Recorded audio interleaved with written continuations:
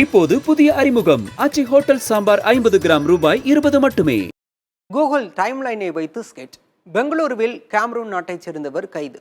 சென்னையில் ஊடுருவியுள்ள மெத்தபெட்டமைன் விற்பனையை கட்டுப்படுத்த அதிரடி காட்டும் காவல்துறை. இப்படி திரைப்படத்தை மிஞ்சும் அளவிற்கான நிகழ்வுகள் அடுத்தடுத்து நடந்துள்ளன.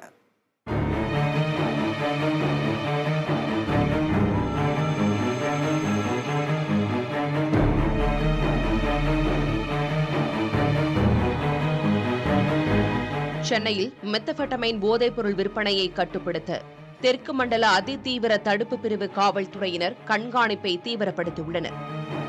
அதில் ரகு என்பவர் 4 கிராம் மெத்தபெட்டமைன் போதைப் பொருளை விற்கும்போது பிடிபட்டார்.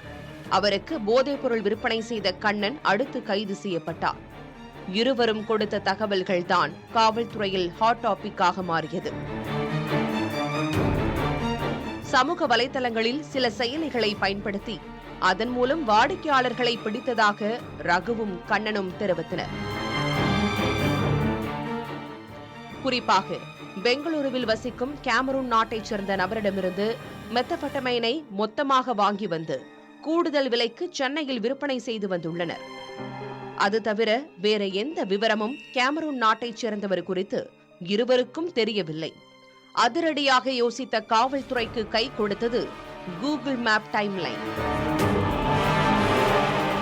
கண்ணனின் டைம்லைனை ஆய்வு செய்து அவர் பெங்களூருவில் எங்கு எப்போது சென்றார் என கண்டுபிடித்துள்ளனர்.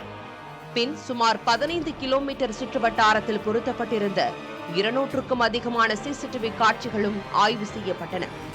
அதில் கேமரூன் நாட்டைச் சேர்ந்தவர் வசிக்கும் குடியிருப்பு சுற்றி வளைக்கப்பட்டது.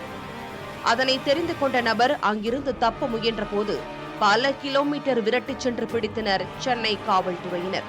விசாரணையில் மெத்தபெட்டமைன் போதைப் பொருளை விற்ற கேமரூன் நாட்டைச் சேர்ந்தவரின் பெயர் ஜோனதான் என்பது தெரிய வந்தது.